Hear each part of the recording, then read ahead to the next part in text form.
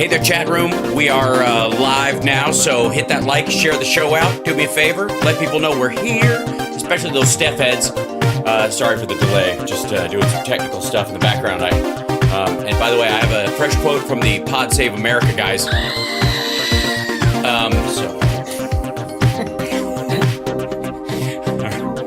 Hit the like.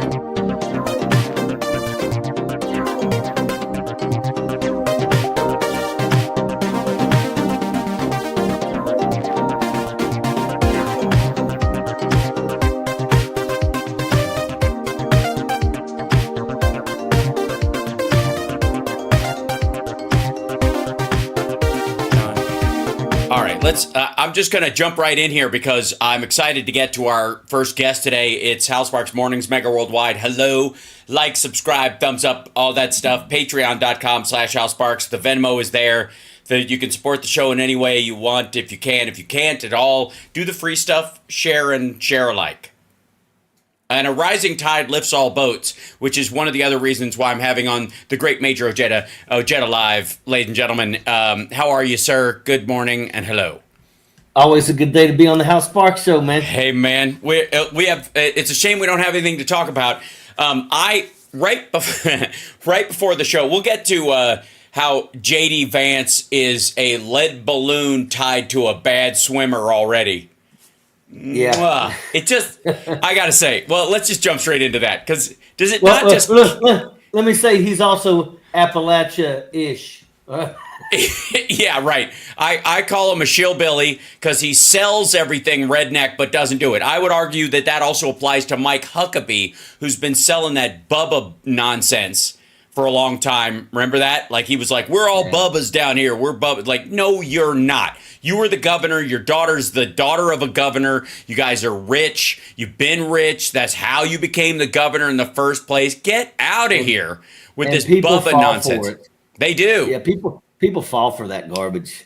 That, it's these guys who drink like wine coolers with a Pabst Blue Ribbon koozie around it. You know what I mean?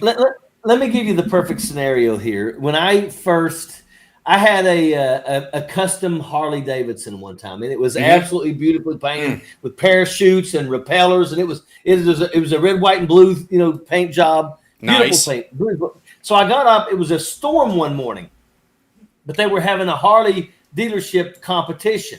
So it was storming. I got on my bike. I rode it to the Harley Davidson dealership. Had to get off and start shining everything up because it was in the water.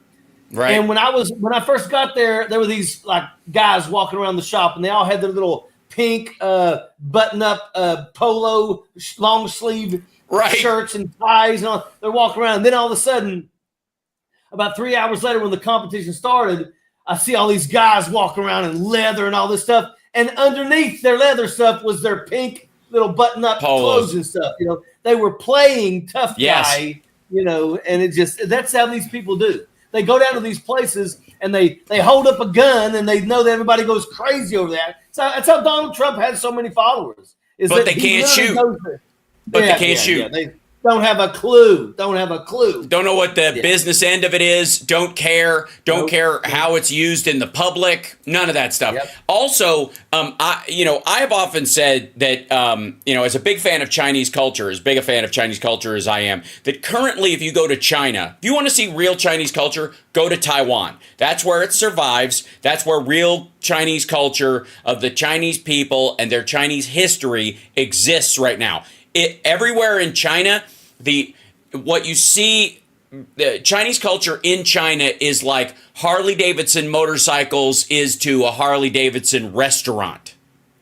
You know what I mean? Like, it's all the illusion of it, none of the actual rumble, none of the actual metal, none of the actual history of the machine itself. It has nothing to do with burgers. I don't know what's going on, but that, you know what I mean? They use that veneer. The same thing is true of JD Vance, and even Trump trying to describe. Yesterday I covered part of his Laura Ingraham interview, and we're going to do the second part later today, but she's talking to him, trying to help him land this turd balloon, and bringing this whole like, why, defend him, tell everybody why they should be glad that you picked this dude.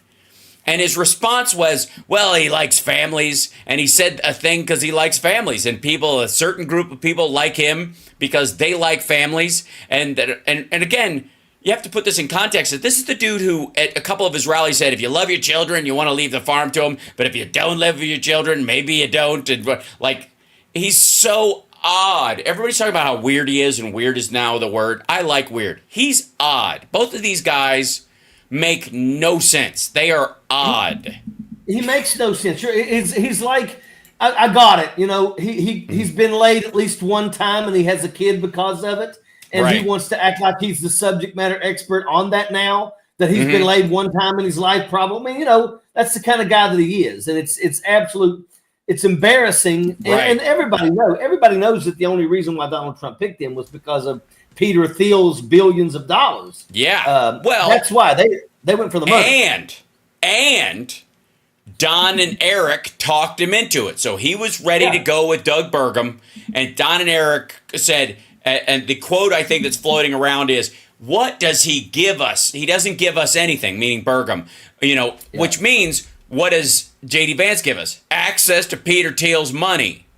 That's what they're talking about. And now the blowback has started. Trump is apparently feuding with his own dipshit sons, who, by the way, again, art of the deal being what it is, these guys always bring him stinkers. I'm certain Eric is behind Trump Water and Trump Steaks, and Don Jr. is behind Trump Airlines and Trump Football, and both of them are like, you can't lose with a casino, Pop, right? You can tell that he learned nothing from his own father, and he transformed his father's company, which for all of its racist undertones and overtones was a construction company. It built buildings. And it still existed when Trump Tower was built, by the way. That was still his father's business.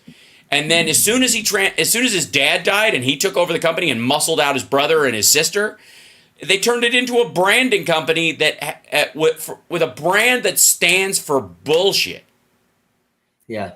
Right? I didn't realize it. I saw where he had something like over 30,000 lawsuits that he's been a part of over his life. I mean, I'm thinking, good Lord, 30,000 lawsuits? Yeah. That's a significant, that's over 10 years of days, and that's just one day, Right. I don't understand how a person can be this chaotic and still get so much support, but I also know that he tapped into the poorly educated, and they believe everything and anything that comes from his mouth. I think one of the things that, a lot of time, a lot of the element is timing, right?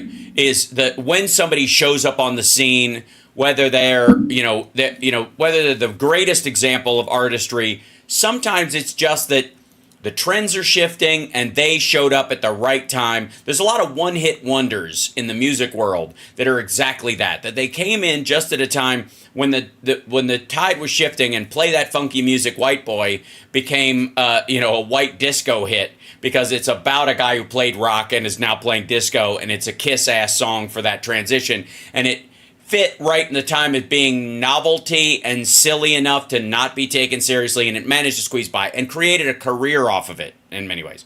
There are people who are like that. They're not a great example of the talent of the time or either trend. They just kind of wedge in between the cracks.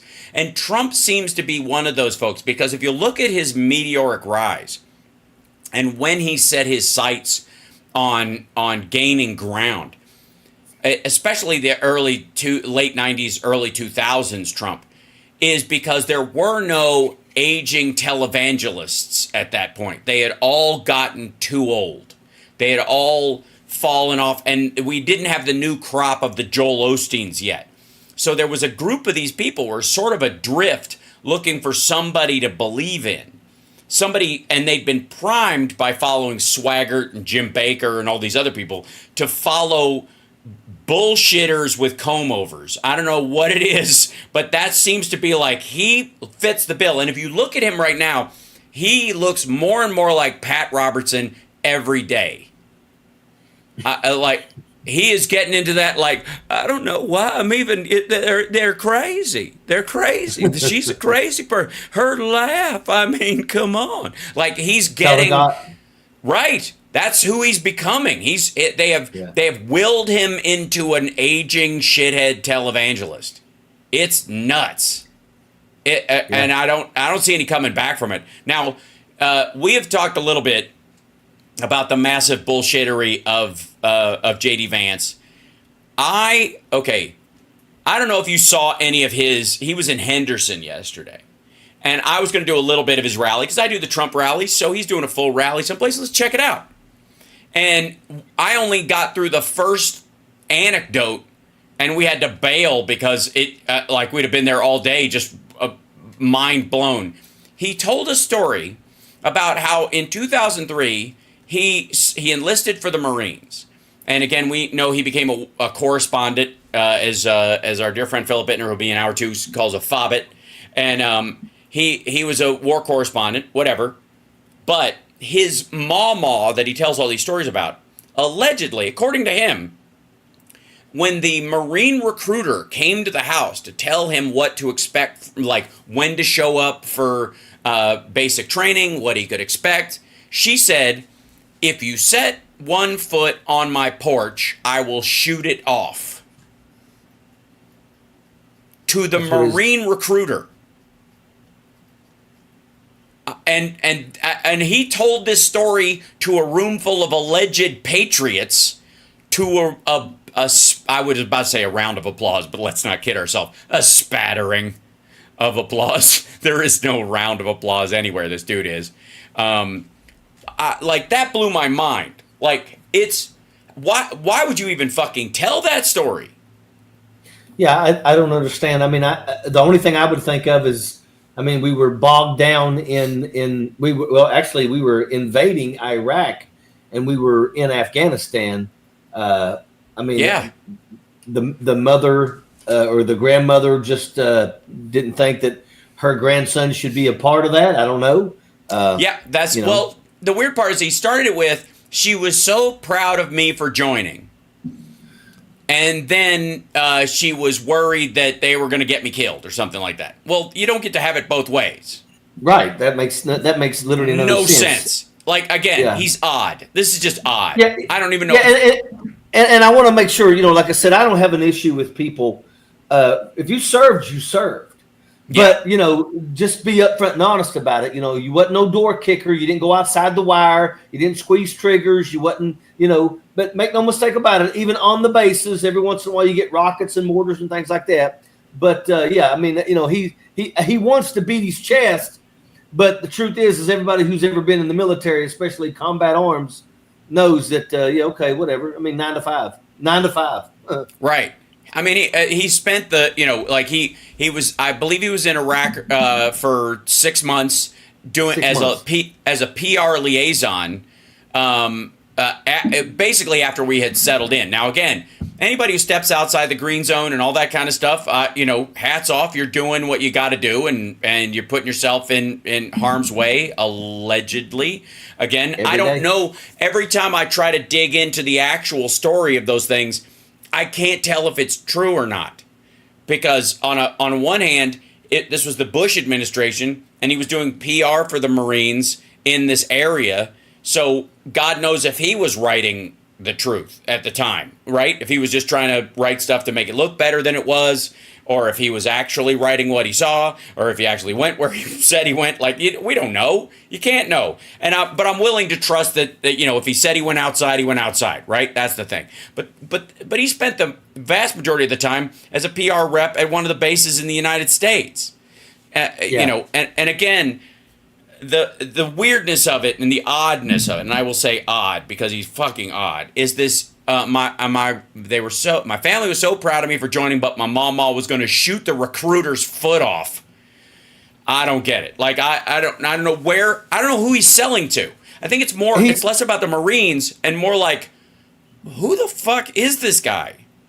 Yeah, he's just trying to figure out what he can do that can make him to where the people are actually going to be fired up about him. He is unbuttered toast, is what he is. Once again, we know that he is there for one reason. That's because Don and Eric convinced Donald Trump to select him because of Peter Thiel's money. That's the only reason why. And it's embarrassing. By the way, I'll let you know that we have our billboard going up in Cincinnati that's basically a picture of J.D. Vance saying that Donald Trump is, America's Hitler. So, we're gonna bust their ass nonstop.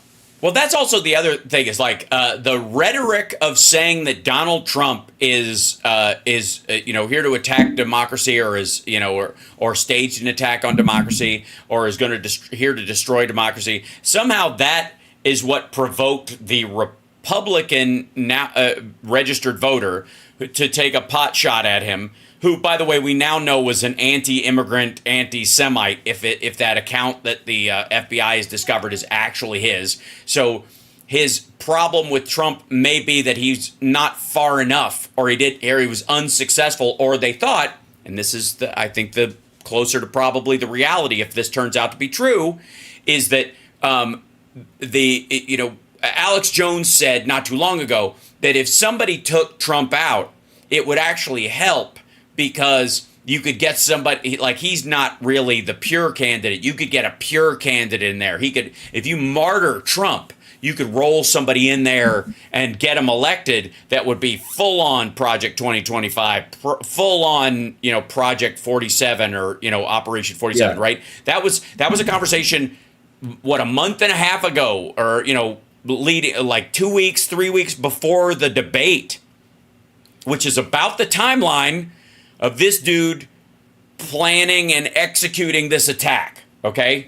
You can backdate it to that point, that this guy goes, if I take out Trump, somebody even, a purer version of him could get elected, right? And that it sounds like he was following Alex Jones's plan. And so he was like, we can get what Trump really wants done if he just dies for the cause. Jesus.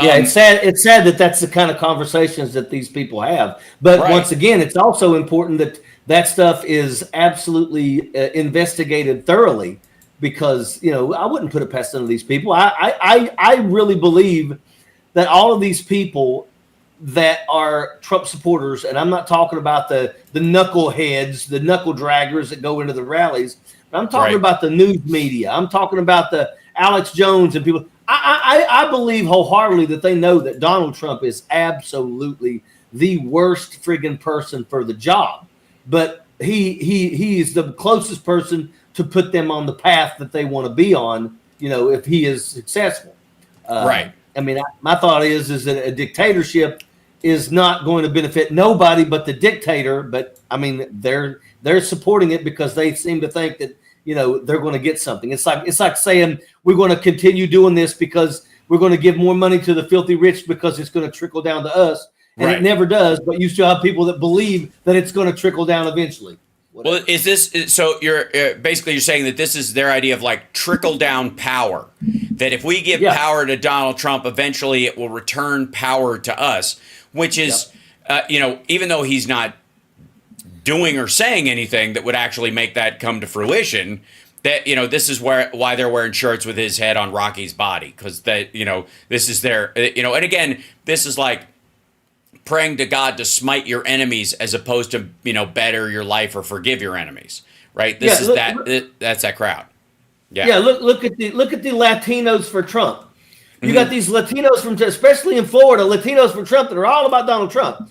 One of the things Donald Trump recently said, not even a couple weeks ago, was that we're going to round up a few billion Latinos and we're going to deport them. And by the way, do you honestly think that if Donald Trump had the power, that he would say, okay, I'm going to get rid of all these Hispanic and Latino people, and he's going to somehow let you stay because maybe you voted for him? No, he said, I don't care about you. I just want your vote. Is a perfect example of him basically saying, hey, Latino community, we're going to round up all and ship you out of here, but we want your vote. So support me. These people don't realize that he's not going to help them. Well, one of the reasons why he got booed at the libertarian gathering, and again, libertarians are an inserious group of people, and are it's basically like a self-help book that's posing as a political movement. But one of the things where they are relatively consistent is this idea that the federal government should not be able to knock on your door and drag you out of your house without good reason, and the idea that Donald Trump could put together a deportation force where people are ratting on each other, and that everybody can, deport people, ask questions later, that the idea that you aren't going to dump people, American citizens, on the Mexico side of the border and say, try to get back in here without any documentation on you. If you don't walk around carrying your papers, if you're Hispanic in this country, or if you have an accent of any sort, that they're not going to go, hey, come here. You got proof of citizenship on you? I got a driver's license. That doesn't count. Get in the fucking truck. And then you find yourself on the other side of the border. How do you get back in?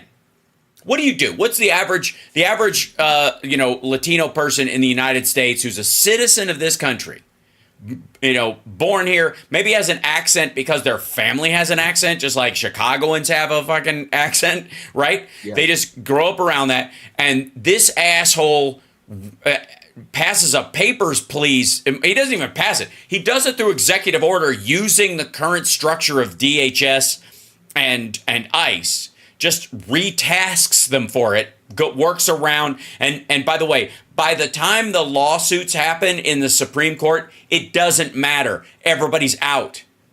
Yeah. All you got to do is have somebody run interference on it and file papers. Look, you see how he's running out the clock on his own court cases? They'll do the exact same fucking thing on the unconstitutionality of these cases where he's deporting citizens and dumping them outside the country. Oh, well, okay, we'll get to that in 8 months. In 6 months, they'll be, the rest of their family will be outside the line. And they've got no documentation. They didn't have it. If you didn't have it on you at the time, you're not going to get it. Hire a lawyer once you're in Mexico. Work it out. And if we decide to let you back in, and this is really what it'll be about, buy your way back in. Yeah, that's what he's going to talk about. You're gonna have to either bribe somebody to go, have somebody go to your house, pick up your papers, mail them to you, all that kind of stuff, because nobody in your family is going to feel safe to come out and cross the goddamn street. So you'll be paying off these local Republican Senate dudes in these particular states to send their sheriff buddy to your house to get your paperwork and send it down to them, or bring a copy of it, and it'll cost you $10,000 and per person to get back into the country. That's what they're talking about. People are going to have to buy their citizenship back from this asshole. And the libertarians booed him because they're, say what you will about them as a political party, which I don't think they are. I don't think they qualify as one. But ideologically, they're certainly against the idea of a papers, please law, period. They're borderline sovereign citizens. And so they're not for this idea that the president can put together his own police force to go around deciding who's a citizen and who isn't. Yeah. Tell you, said rough stuff ahead. Hopefully we can win this.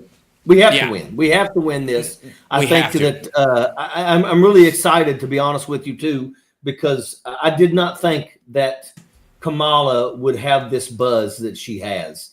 And it is on fire right now. Right. You got people that are trying to say, "Oh, people were leaving the stadium in Atlanta." Look, she is absolutely killing it. She's raising crazy money. She's having calls with black men, with white women, black women, and I mean, she's raising lots of money. And I mean, it's absolutely it's. What is it? It's reignited. It's reignited people's excitement. So the number of people, the sort of most meaningful statistic I saw about people who were excited to vote or going to vote definitely, whatever, in 2020, that number was 60%. Now it's 62%. 60% was an all-time high. During the debates before and after, it was unchanged at 55%. It is now 62%. The excitement is back. The anti-Trump excitement and the pro-Kamala excitement is back. and it was gonna grow anyways as we got closer to the election. And Trump's attempt to jettison this 2025 shit did not work. Nobody's buying it. They're all looking at his, especially people who give a crap about women's rights, like you and I, and our audiences.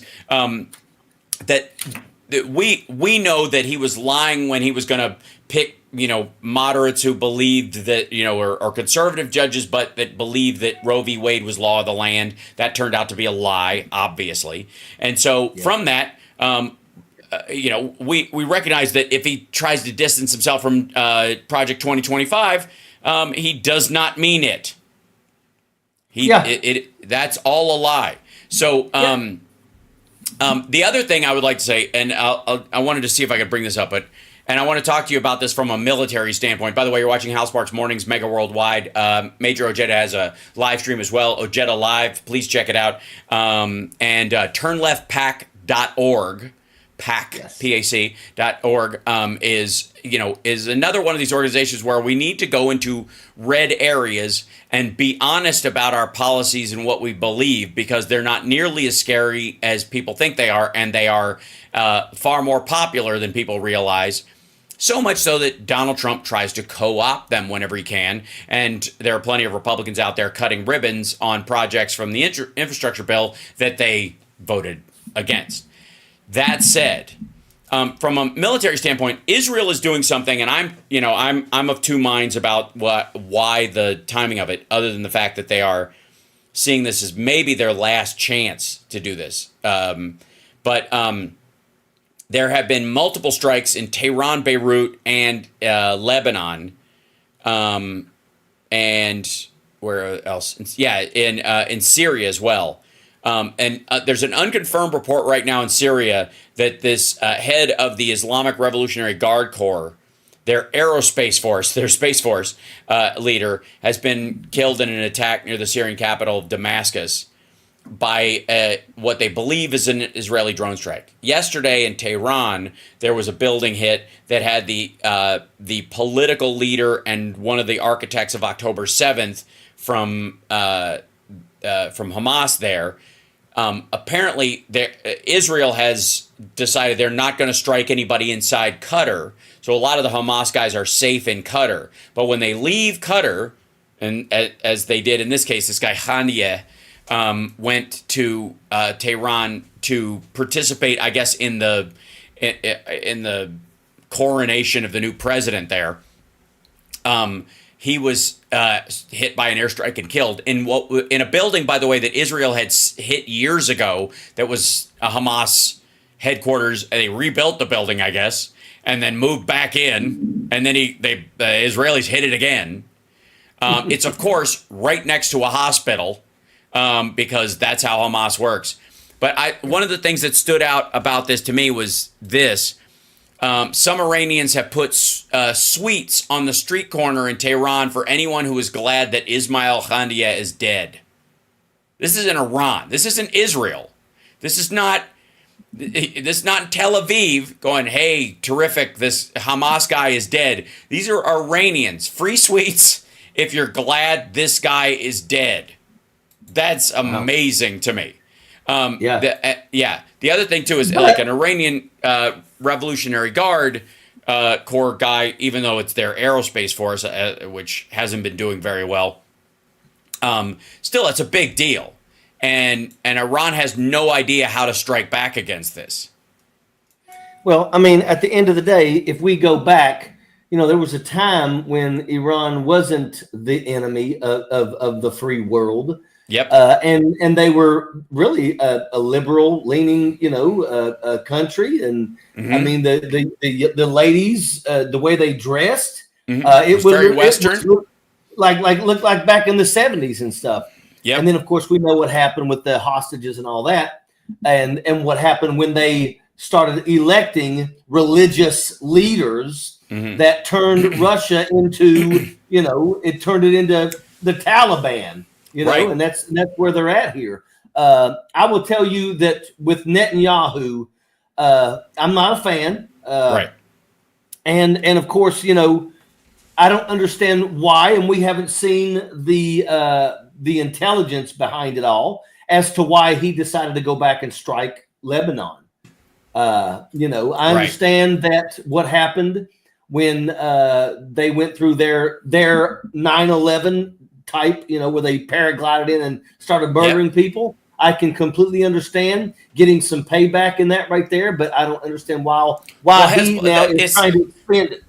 I think it's Hezbollah launched renewed attacks in the early days right after October 7th because there was this perception in Iran that it was go time, that they were gonna like hit them from 3 different directions, and nobody in the West Bank bought it.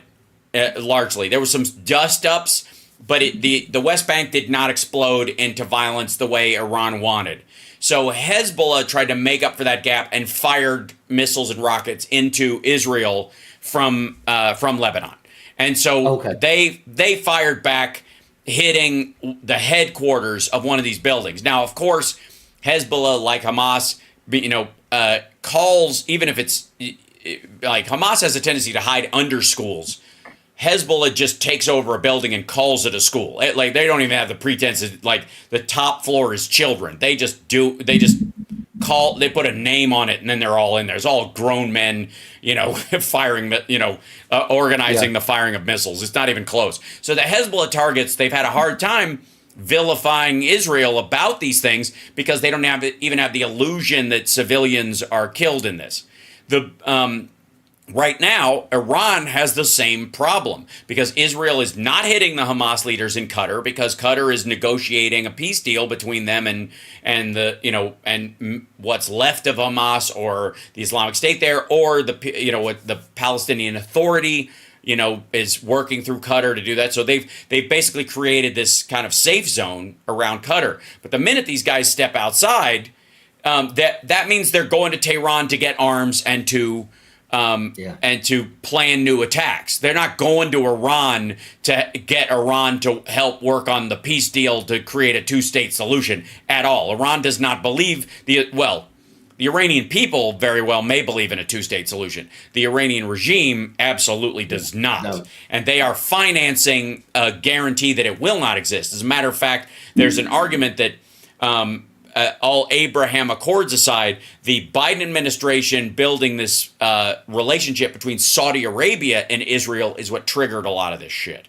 And especially the Iranians to go, oh, fuck. All right, now we're in trouble. Because once Israel and Saudi Arabia call a truce amongst each other, they are both the Iranian regime's enemy, not the people, the regime. So the regime gets really panicked, starts stealing money from its own people, and spreads it around the Middle East to get people killed.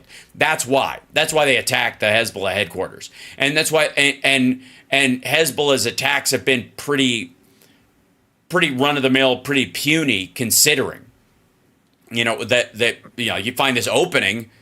They very well could have had a mini Ukraine invasion on the northern part of Israel if Hezbollah had really gone for it, but they didn't. They just kind of were tepid about it and got their ass handed to them. So that's and Iran is trying. I think Iran is trying to scrambling. It's in between a rock and a hard place. The rock would be Israel. The hard place would be its own people. The Iranian people are not Islamists. They are, you know, they were invaded by Islam. The Persians, the Iranians themselves are not Arabs. They are not genetically Arab. They're not, culturally. Let me say that that's what happens when religion takes over. Right. You know, even in the United States of America, when we got these people talking about we need to be, you know, who do you think it's going to be under? When they say Christian nation, they mean their Christianity. Right. And anybody else is, they don't give a shit. So once again, I mean, this is one of the things where I'm like, you can easily tell why we need to have separation between religion and the government, period. And you know, what you have in Iran is the reason.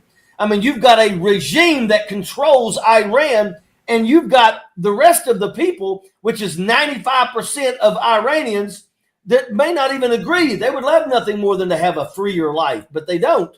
because once again, this religion has taken over, and it's never good. And you know, I was talking about this with Tara on Monday about, you know, some of the people who spoke on some of the phone calls with Harris, and I really ultimately don't have a problem with what they're saying. The point more was the people that we listen to, and as somebody who has elbowed his way to the front of the line using comedy and charm and my loud mouth, and I think you're similar in that regard, is that we feel the need to say something, so we elbow our way to the front of the crowd to say something. You have to, all right? That does mean, though, that as a society, we tend to listen to and take our advice from, for better or worse, from those who elbow their way to the front to speak up, right? And sometimes that's good and sometimes it's not. And it doesn't necessarily, though, mean that it's indicative of the greater whole. And nowhere is that better. Is there a better example of that than what you're talking about with the regime in Tehran, or these like pseudo-Christian, you know, Christo-fascists that we see trying to put the Ten Commandments everywhere, right? Who are not indicative of greater Christianity in the United States by any measure. If you poll them across the board, you know, they don't line up with them. March the Trent Green uses elbows too. Right. Yes, exactly. And this particular group has managed to push them away to the front to say, we need the Ten Commandments in schoolhouses. Apparently, so that, I guess, kids everywhere can go, adultery. Didn't Donald Trump, right? Hasn't Joe Biden, isn't he a widower who got remarried, which is totally within the Bible's laws? But Donald Trump is by the way, as is most of the people around him, are adulterers like crazy. Haven't they violated every one of these that we've turned into a law? Isn't his entire career built on coveting?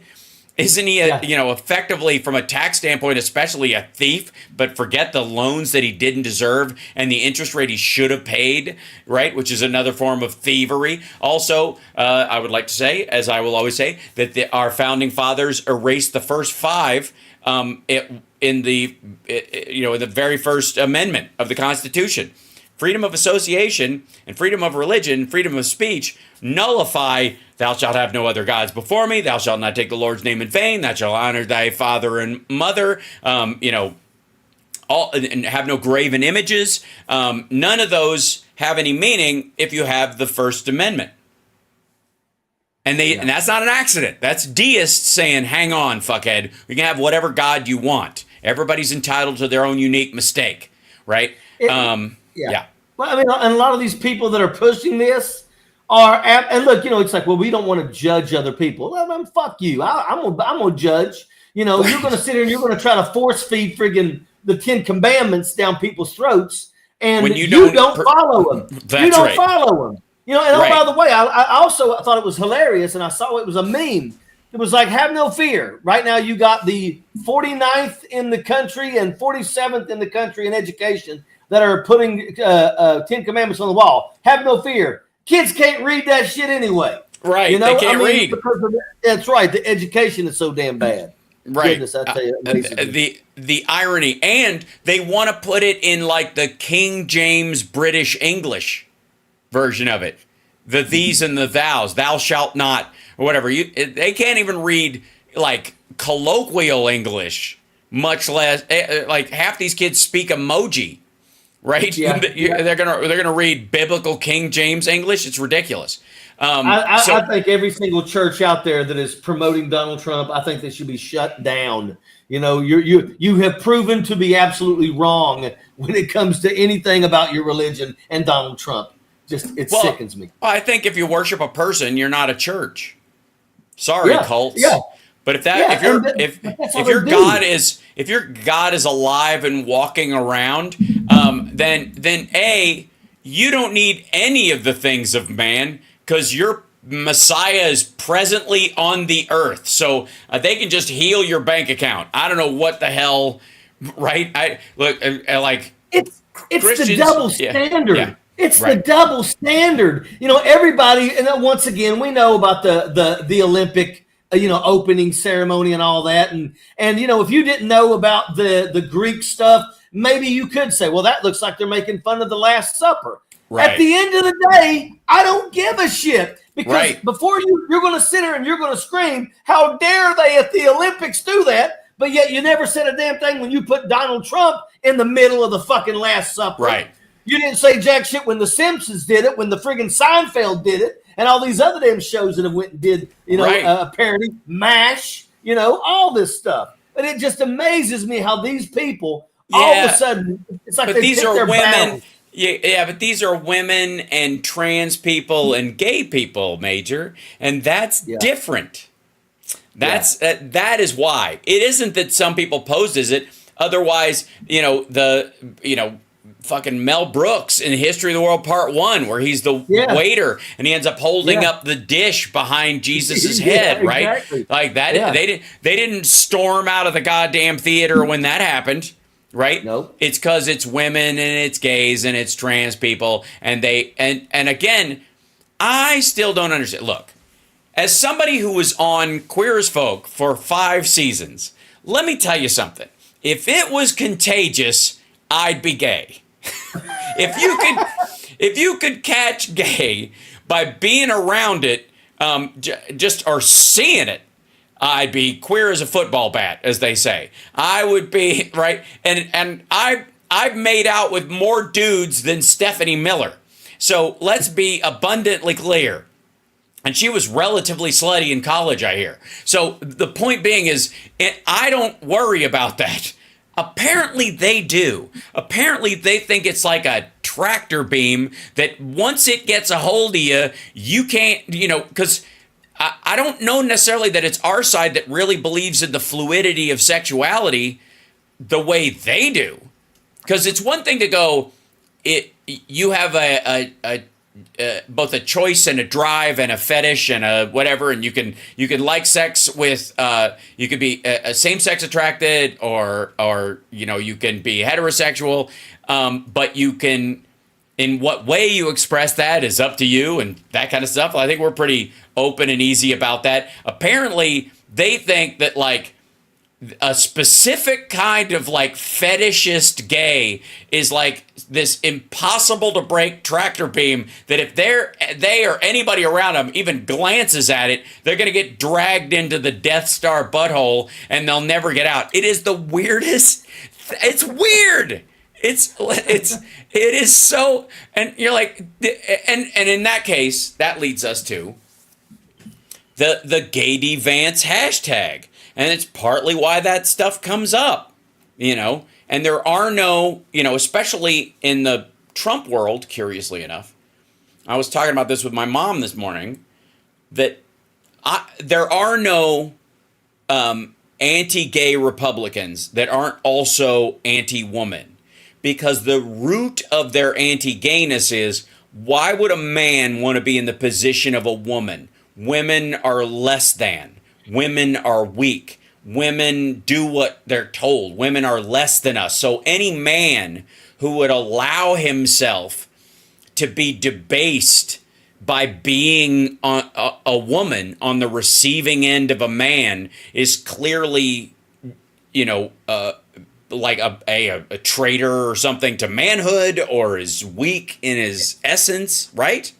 Yeah. But that's one of the things too. It's like, the Bible was written by man, and I can guarantee you it was written to control man. And, it amazes me because I was on social media a couple weeks ago, and a person that I've known almost my entire life, literally, a woman literally said, well, women should not be in authoritative roles in the government. First off, where did you get that from? Once again, it comes from watching Marjorie Taylor Greene. No, I'm just kidding. Yeah. I can understand coming to that conclusion.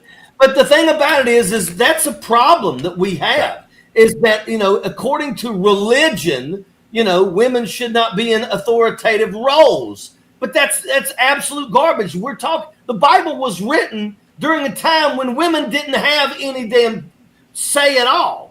They had no. Again, here's the and we were talking about this a little bit with the sort of like the reaction to the Olympics was the idea that this was, oh my God, it was satanic and pagan-y satanic and satanic-y pagan. Okay, first of all, there is no Satan in paganism.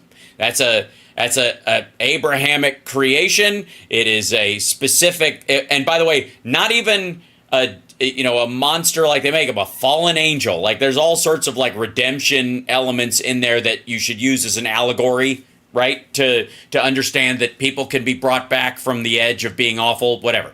But paganism, in all of its forms, is the indigenous religion of Europeans. European people, for all this, like these white Christian evangelical, America is a Christian nation and a Christianness.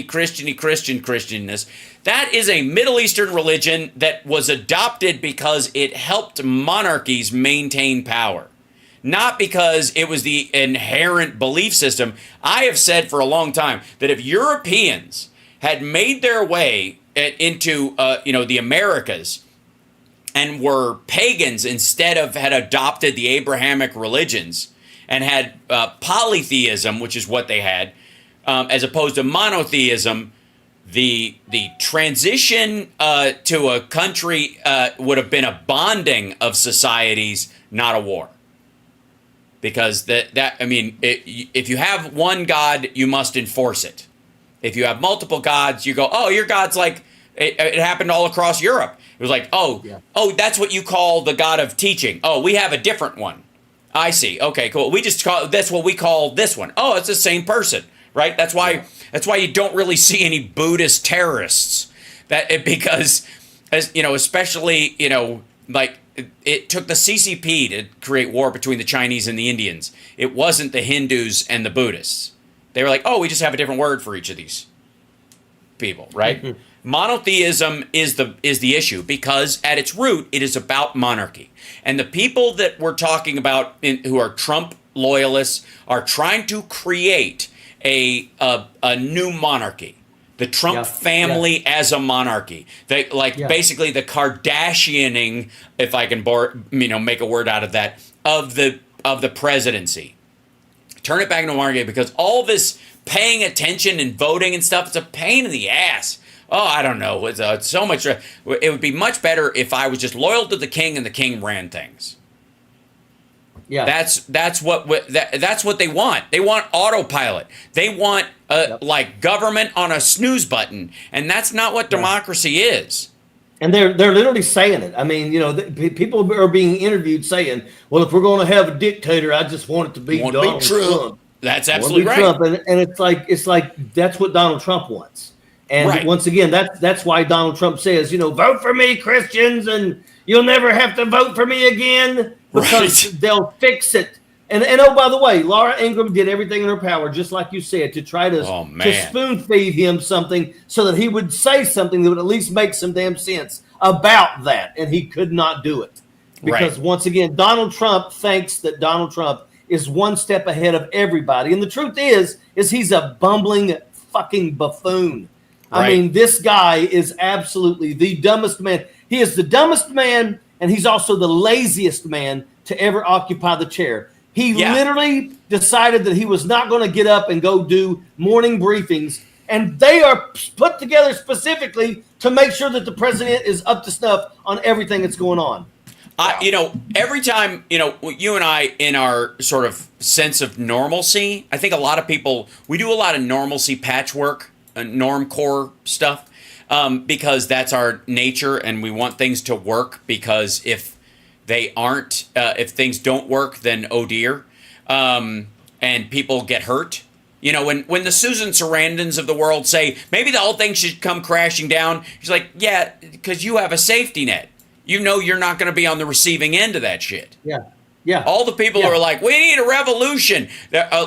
Even the Black Bloc Antifa kids who are throwing fucking Molotov cocktails at everything and trying to tear down the system know full well that they're not from a broken house, right? They'll go home and their parents have a cellar full of soda, right? Yeah. So they don't worry about this. You and I worry about look, if you wreck this shit without some sort of backup plan, people are going to get hurt. People are going to die. That's the reaction that we had about vaccines, for example. Okay, but what's your alternative? What's your solution to make sure that these people don't end up, getting killed. People don't end up dying. What's your alternative? Well, we don't have one. Just don't. Just go outside and catch it. That's not an alternative. And that's not. And if you value life, you spend a lot of time tapping the brakes on these assholes. But the one thing I would say that's good. This is the point I'm trying to make. If I can eventually get there in my own head, is thank God Donald Trump is lazy and stupid. Thank God everyone around him is full of shit and is too devoted to kissing his ass than to work their own plan. If any of them were actual Rasputins, where they could actually manipulate the king into doing what they say, we would be fucked. You do know that when J.D. Vance took the stage at the RNC and spoke for his 30 minutes, Donald Trump was not happy. And the reason why Donald Trump was not happy is because J.D. Vance was talking about J.D. Vance. That's Donald right. Trump wanted J.D. Vance to say, Donald Trump is the next coming of Christ and he's the greatest, blah, blah, blah. That's the situation that we have, and understand that another reason why, we know, it's important that these people don't win is, like you said, the filthy, filthy rich. They may claim to be American, but every damn one of them have a place in the Netherlands that they will go if our country burns to the ground. They're not going to struggle. They're going to go to their places. I've got a friend, and they're wonderful people, but they're very, very wealthy. They own a damn home in friggin' China, in London. I mean, if shit hits the fan, they've got places to go. Right. But you don't. The average citizen in this country doesn't. We're fighting for this because we know that if they go back and they throw out all the shit that's protecting the elderly with their meds, we know elderly people, especially those that are in our families, are going to die because of this. Right. We're out here trying to wake people's asses up and let them know how dangerous this really is. This Project 2025,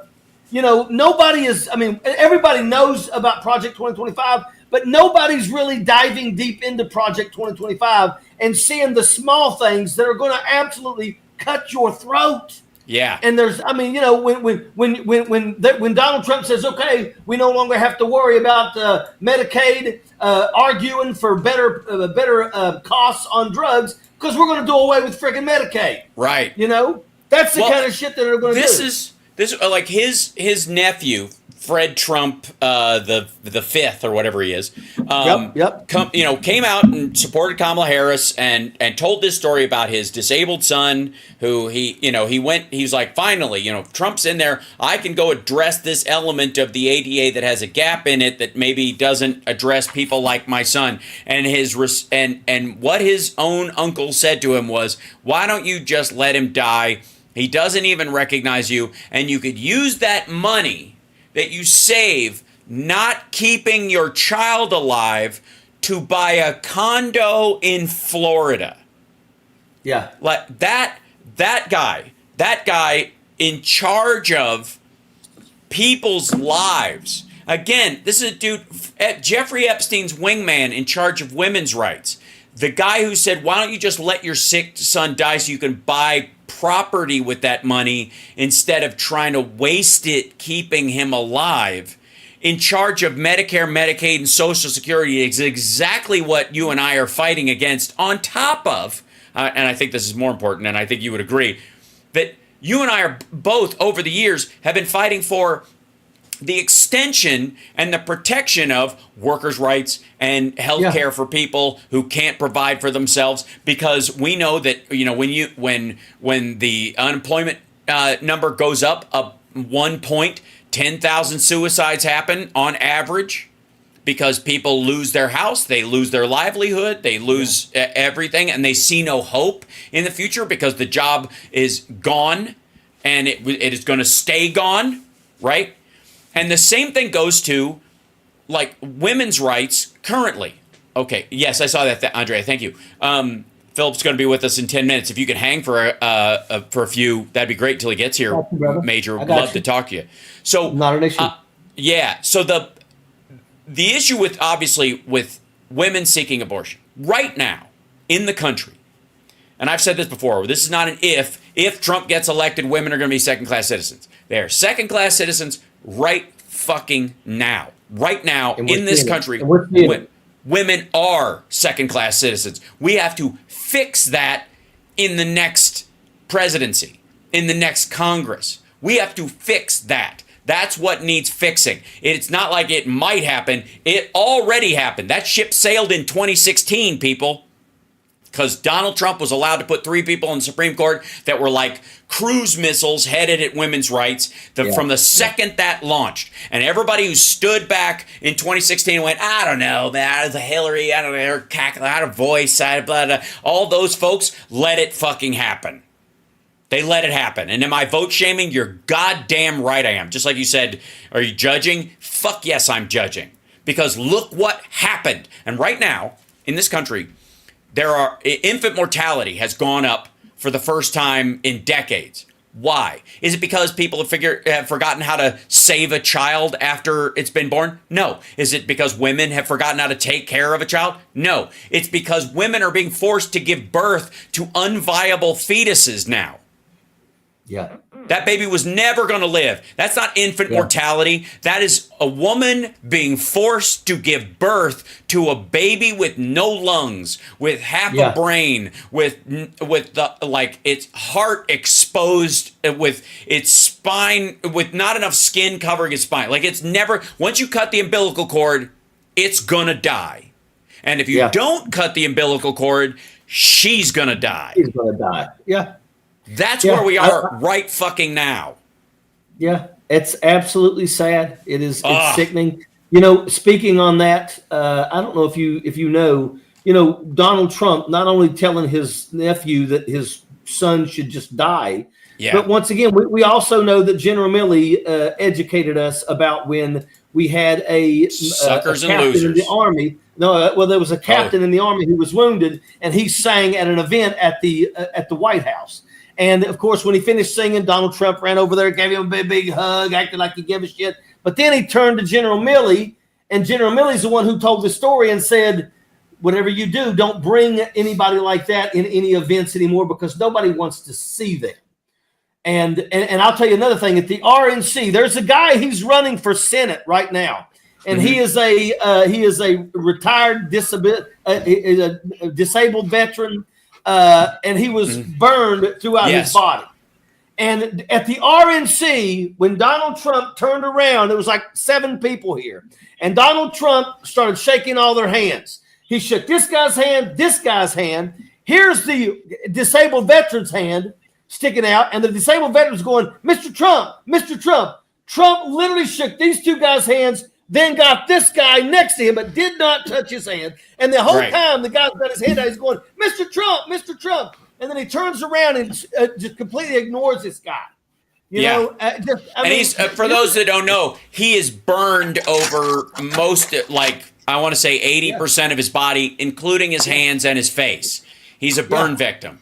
And, I remember when I was a kid, my mom worked, and hey, Phil, Phil's in the background there. We'll bring you in just a minute. My mom worked in a mental institution, which is one step, according to Donald Trump, one step below an insane asylum. In that, there was a guy who was there, who was in the asylum, who had tried to do himself in at one point by setting himself on fire. So he was all burned up. He had no hair on his body. He was in scrubs, and he had burned off. He had 3 fingers on this hand, and just like this hand was like a nub with one of his fingers left. And at one point, I was talking to him, but because he was ambulatory, he wasn't lost. He was in there because he kept trying to do himself in, but he wasn't harmful to anybody, and he could put thoughts together. We're gonna have a conversation, and one of the nurses asked my mom basically like how does your son, why is he so comfortable talking to him? Because he was extraordinary looking. And my mom in her wisdom said, ask him. Like ask how he does it. Why it doesn't bother him. Why it's not an issue. I think I was like, frick, I was 8 maybe, and they said, isn't it a little, is it hard talking to him because he looks the way he does? And I was like, if he was an alien from another planet and that's what he looked like, it wouldn't change who he is inside. So I just talked to him. He's just a person, right? That's just what he looks like. People don't look like, I tried to explain to her, like, people don't look like what they look like in reference to other people. They look like what they look like. So I was just talking to that guy, and that's just what he looks like. So what? And like, I was 8. Like, it wasn't hard. That's not, and I'm going to let people off the hook. It can be shocking to see someone who's been burned. It can be momentarily off-putting or whatever, but most people will move past it, make an effort, and eventually, if you do, you will find it will normalize for you. That's just who they are. That's just what they look like. That's how it is. It's not going to change, and you will adapt to it. You will change, right? People in the military get used to this because, once again, yes, we have lots of people who have lost. I'll tell you right now, you're not going to find an engineer unit, a combat engineer unit in the Army that doesn't have multiple people that are missing arms and legs. It's part of the job, sadly. And that, but also with that, it might, for some of the new recruits, and I want to thank you for being with me, by the way. I want to make sure everybody checks out turnleftpac.org. And Major, when's your live stream? What's your schedule right now? It's 8:30 Eastern Standard Time every night on YouTube and Facebook under OJEDA Live. And let me state that before Phil comes on, this man has, I have to describe his beard as regal. Would that be the right? Absolutely. I mean, it is amazing, man. It's majestic. Holy smokes. It is majestic, man. I want to ask this guy questions about the fucking universe, man. I know. I have to say, Phil needs, with that beard, Phil needs a helmet with horns. That's all I'm going to say. He does, man. He deserves a helmet with horns. So that's it. Well, I'll leave it that. But what I will say is that new recruits, probably it might take them a little time to deal with that. And then eventually, again, it becomes normal because you care about people. Yep. And you want to see past whatever your issue with it is, your own issue, because that's what it is. It's not their issue. It's their circumstance. It's your issue. And in this case, I think you would agree with me, Donald Trump is never going to change. Never. He's never going to change. He is not. Nope. There is not a day when Donald Trump will hang out with that guy who's been burned over 80% of his body, and eventually, you know what? That's just Gary now, right? He's never ever going to get that because it skeeves him out, and he's not interested. And that's why the rest of this campaign is going to be Republicans trying to make excuses for Donald Trump and his actions and the things that he says. And that's exactly right. Once again, Kamala can absolutely speak eloquently, and she absolutely is kicking ass. Oh, by the way, Donald, if you got something to say it to my face. Oh my God. I love it. And calling him Donald because he hates being called Donald apparently, and he hates being called a dope, just for the record. Yeah. There is a and like I don't know why that one gets to him. I think it's because his father used it on him, and dope had a 1970s drug association, possibly, and he snorts Sudafed and Adderall and whatever that mix is. So he doesn't like being called out on it. So dope makes him sensitive. So Dopey Donald, I think, is how we got to refer to him the rest of the time. And Weirdo Vance. Hashtag Dopey Donald and Weirdo Vance. Thank you so much, Major. Appreciate it, brother. Be well. Thank you for the good work you do. And we'll see you again soon. I love being a guest, man. I always learn something when I'm here. Phil, you take it easy and you be safe, Phil. I know that you are still living in Ukraine. You stay safe. All right, brother. I'll see y'all next week. Airborne. Thank you, brother. Appreciate it. Cheers. All right. And then I'm going to grab this and pop Phil in here real quick. One of these days, I'll be able to do this behind the scenes with better software. But until that time, I have to do it on the air. And speaking of on the air, PHILLIP, ladies and gentlemen, from the On the Edge Studios, his new podcast. go to his YouTube page and subscribe today, and then check out the new podcasts as they do them. And there we go. Now, lots to talk about with you today, sir. Not the least of which is, before we get into what's happening in Ukraine, because the F-16s have arrived officially. Yes. Insofar as I know. Yes. Is I'm curious, because of your time in the Middle East, your thoughts on these Israeli, and again, they're not official, but it's pretty much understood, the Israel attacks in Iran, Lebanon, and Syria against these leaders, specifically targeted hits against the leadership, which I love how, and this is always part of the war machine thing that's bothered me, is that it's okay to send a drone strike to kill 12,000 soldiers who were asleep in a bunker complex. But killing one dude with stripes on his shoulders is out of bounds. Right? That's always been curious to me. And me, too. Although, there's a history of doing it. Yeah. Admiral Yamamoto. In the Second World War, we targeted him, hunted down his transport plane, and shot him out of the air. Totally legit, 100% legit. There were targeted strikes on the German general, Patton's Himmler? nemesis. No. Well, we targeted him. You beautiful bastard! I read your book. From the movie Patton, he goes up against Rommel. Okay, there were targeted strikes against Rommel, the war general, right? There, and then conversely, the Nazis tried to assassinate Churchill. So look, it's part of war. They've been trying to kill Zelensky this whole fucking time. The Russians have been trying to kill Zelensky, and the Russians specifically. Continue to try. There have been at least 4 assassination attempts with assassination teams in Kiev that have been broken up and made public, and that's just what we know publicly. So, look, it's part and parcel of war. You pick up a gun, you become a target. That's the problem with our side of this conflict here in Ukraine, is that Russia doesn't have that problem. They'll strike at civilians no matter. And we could talk about that a little bit further deeper in. But as far as like Hez goes, I interviewed, I didn't interview, but I produced an interview with the second in command of Hezbollah with Dan Rather. I got Dan into Lebanon, and this was during the second Intifada.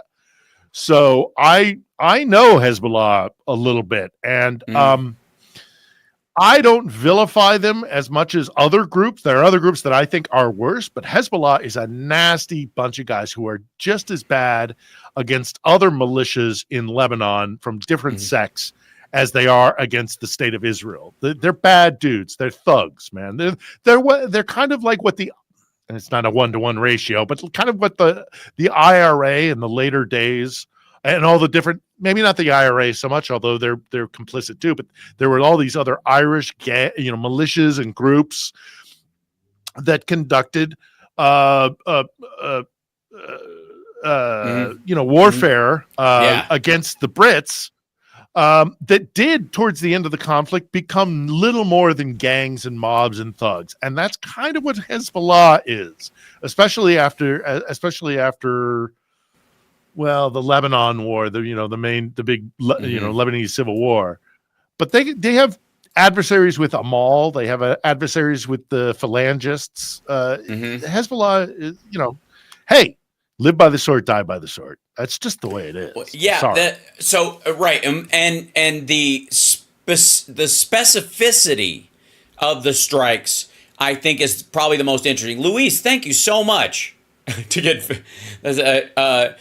He sent a super chat, and we have to get you a Viking helmet. There's apparently a project to get you a real one, like a genuine one, like a straight up.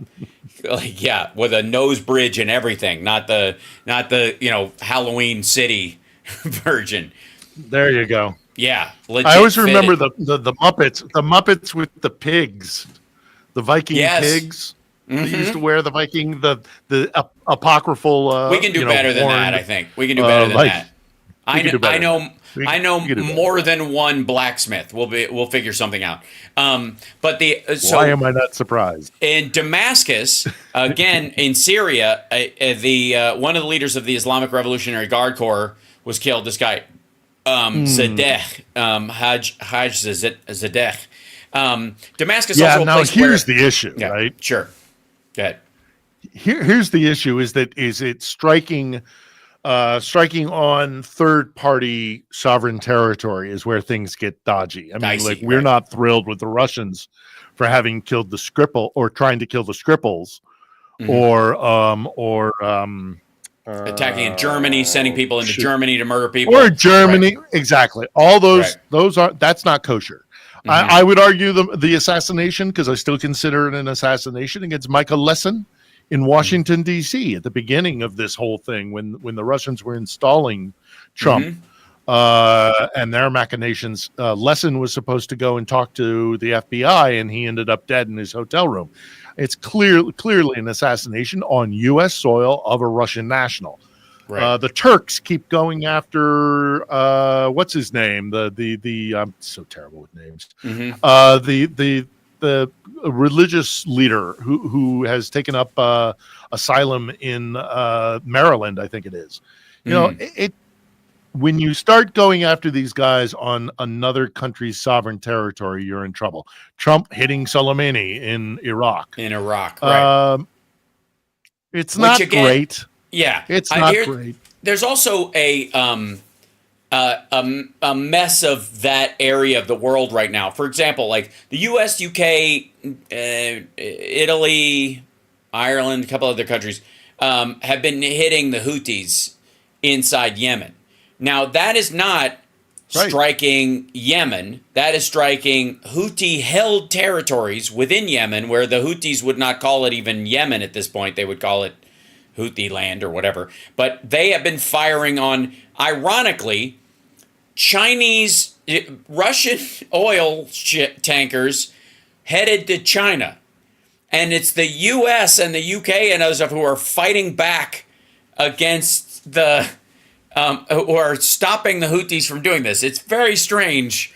But again, not, technically you go, that's a little dicey when you're firing into Yemen, but Yemen doesn't control that area of the country. It is not like a situation where, for example, you've got a leader walking around the streets of a unified Germany or a unified United States, or something like that. It is a different situation. The same thing is true. That's how they got Bandera. How the Soviets got Bandera. They killed him on the streets of Munich. Right. But it also dovetails into a story that actually broke this weekend, as we kind of, unless you want to talk more about the Israeli strikes, it's pertinent to a story in this part of the world that involves elements of the things that I closely follow, is what happened to the Wagner group in Mali this week. Yes. I wanted to bring that up next. A bunch of Wagner guys are down there, and the Tuaregs down in Mali fought back against them, killed them, or captured or killed them. It was a pretty serious rout for Wagner.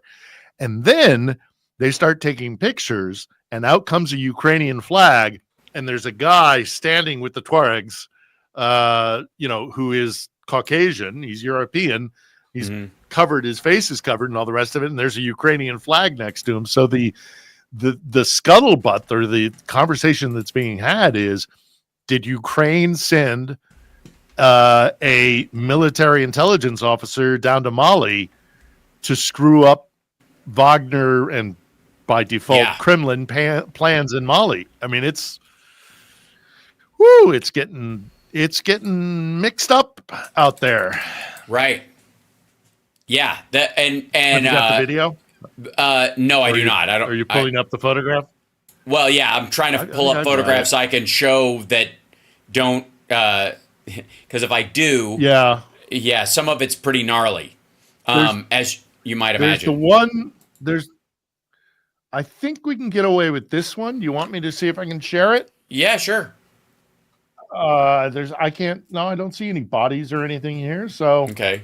let me see if I can share this with you. And it's just the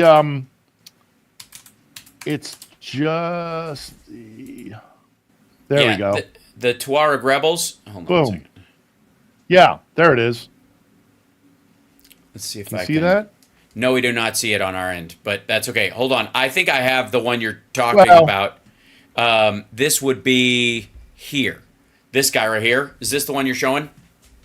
Yeah, that's the one I'm showing. That's the one I'm trying to send to you. Yeah. Yeah. I mean, hey, Ukrainian flag in the middle of Mali. Now, hey, it could be something as innocuous as there just happened to be a European mercenary and showing support by our common enemy of the Wagner. Or it could be they had a little bit of help. Ukraine is not limiting its. Yeah. Well, and also, if I was a betting man, that'd be a safe bet. Yeah, I agree. It's that slaughter, and again, that I have seen via the via these Telegram sites or whatever. The Mali fighters, when they kill these Wagner guys, they strip off their shirts to show their tattoos that show who they really are, because they can be wearing clothes and people can dispute that, but these guys are they have, aged tattoos that are very obvious that they're Wagner mercs and that they have a history of fighting in the Russian military and that kind of stuff. And so they've got, like military guys do, tattoos all over their body. The rest of their body, not great shape. I'm just going to say, looks a little bit like Hitler's face in the end of Inglourious Bastards. If that helps anybody understand the severity of the wounds. The story apparently of how they got defeated and captured is pretty harrowing. From what I understand, the initial reports we're getting out is that they, Wagner had no air support, had no way of backing these guys up, and the Tuaregs, and with apparently whoever they had assisting them, pinned them down on some open plain and then just pounded them. They're not the greatest tacticians. Yeah, well, they don't. Yeah. They're used to not needing tactics. They're used to overwhelming force, and if you don't have overwhelming force, you'll do a lot of stupid shit if you have the same tactic in a circumstance without the backup. Like, it's just, I don't get it. Yeah. Like, it is so bad. And again, I don't know that there's a remedy. Thank God. I mean, I'm glad. It's kind of like the Trump crowd and January 6th. If they had a brain between them, we'd be fucked. But thank God they're morons. And the same thing is sort of true from a tactical standpoint, right? For the Wagner guys, certainly. But, also Russian, regular armed forces have gone through periods where they are just ridiculously stubborn in changing their tactics. Eventually, they do seem to learn, because obviously they are having better success, the Russian forces here in Ukraine, than they did when they started the war. Right now, they do seem to be capturing ground out in Donbass. The reason I'm not particularly freaked out about it is because it's 6 kilometers here, 10 kilometers there. Right. They're never going to take Kharkiv. They're never going to take Kramatorsk. And most importantly, they're never going to take Odessa. Right. And if the Russians can't take Odessa, then the Black Sea is contested. So if the Black Sea is contested, then all of this has been for nothing. And it's a waste of time, a waste of lives. Yeah, exactly. So waste of lives, money, resources. Right. As of today, 578,120 dead or removed from the battlefield, 1,060 in the last 24 hours. Never below 1,000 for the last 9 months.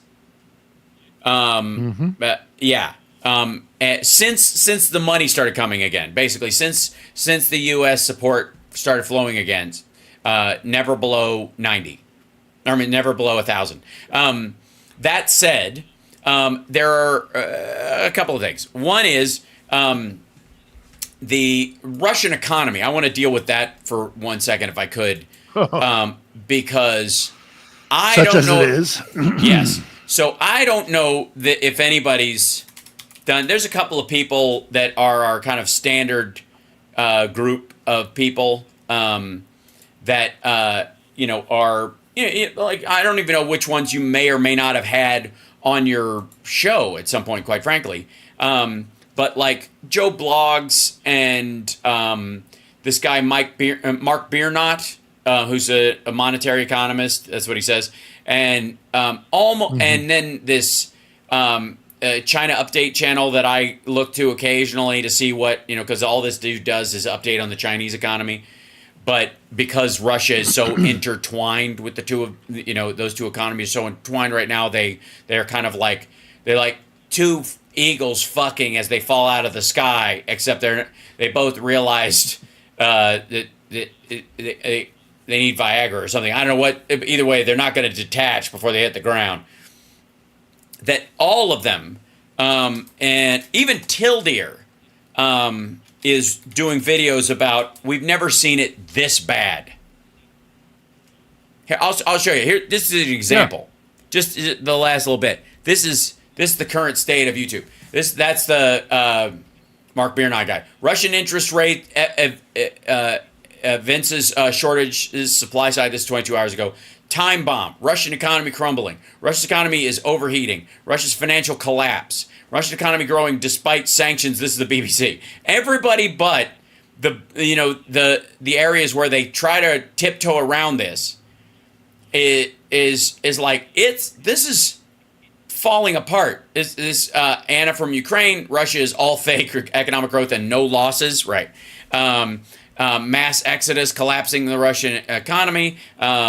This is just in the last couple of days. 4 days ago. Yeah. It is bananas. Like, and then we get into just regular whatever. Like it is a stunning. It is a stunning turn. The impact of sanctions on the Russian economy and the collapse is coming. Putin running out of time. This is the Times Radio. Jake Bro, I think, who you had on your show at one point, or you spoke to him. Yep. He's been talking, I think, a little bit about that. And here's why. 4 days ago, the Russian central economy, the central bank, raised the interest rate to 8%? No. 10%? No. 12%? No. 16%? 18%. 18. The Russian interest rate right now is 18%. Now, from a financial standpoint, you start a business. The reason you have 2% growth is standardized for inflation is because most people start a business with a guaranteed 5% nut, that they will have a 5% profit margin they can live their life off of from whatever that business is. So 7%. You need 7% growth in your business, whatever your investment is, to make a living off of it, minimum. That's the baseline, okay? And that's when you can borrow money at 3%. The central bank takes 2 of that or incorporates some of that, and you keep the other 5%, approximately. And the 7% is a window for the ones that suck, that are at 2% and never make a profit, the ones that are at 13% and are somehow magic.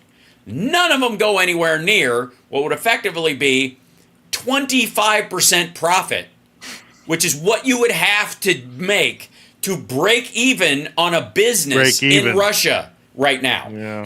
To break even, you would have to make 25% profit. There is no situation where that is happening. For what? Right. For what? Yeah. What business? They've destroyed their own economy. Yeah. Right. They've destroyed their own economy. They've decimated their military. They've isolated themselves on the global stage. They're pariahs. They're, I mean, the list of bad things that have happened to Russia since Putin decided to invade Ukraine just, is a very, very long list. And for what? For an extra 200 square kilometers of eastern Ukrainian territory? Right. They don't care. They don't care about the people of the Donbass. That's a means to the end. It's a means to an end for them. It's their Anschluss. It is. Oh, they speak Russian, so they're ours. So we'll use this as an excuse to take territory, which really has always been about Crimea and the naval base there. Well, okay, you've got your land bridge now. They're closing in on Chasiv Yar. They could take more territory. Absolutely possible, but they're not going to take a major city. They're not going to take Odessa. So they've taken this strip of land to connect to a peninsula that is no longer viable for them because the Ukrainians, holding Odessa as a naval position, can attack Sevastopol with their drones because the drones are within range of Sevastopol. So Crimea isn't even a victory prize anymore. Why spend all this money? Why lose all these lives and equipment to take a land bridge to support a peninsula that no longer supports a naval base? That's why he started the whole damn thing. Now their Black Sea fleet is bottlenecked up in the far eastern shores of the Black Sea. They no longer have dominion of it, which is integral to their sense of self as empire, as a great naval power. It's even if so. There's all this talk of the potential of like some sort of negotiation that Zelensky is kind of opening to the idea of a negotiation. If the fighting were to stop today, Putin would be out of power. I would bet you quite soon after. I mean, he's going to try and spin it into a victory of like, we got the land bridge, we can support Crimea now, and the rest of Russia would go, yeah, but you lost the Black Sea Fleet. That was their home. Why even support the peninsula now if we can't bring back the Black Sea Fleet to Sevastopol? It's just they lost the day that they didn't decapitate the Ukrainian government and that their initial thrust to Odessa, to take Odessa at the very, very beginning of the full-scale invasion. When that didn't happen, it was only a matter of time that they would face defeat because they're not going to take that land. They're not going to take that territory, and Crimea is no longer so important to them because it's not viable. It's not useful. They've got, they were driven out. The Black Sea Fleet was driven out. It's just the whole thing is it's a disaster for Russia, and it's only a matter of time before Putin is I think deposed. We'll see. He's a wily guy. He survived a lot in the past, but nothing like this. So look, well, there's so much else to talk about, but I mean that's just a big deal. Yeah.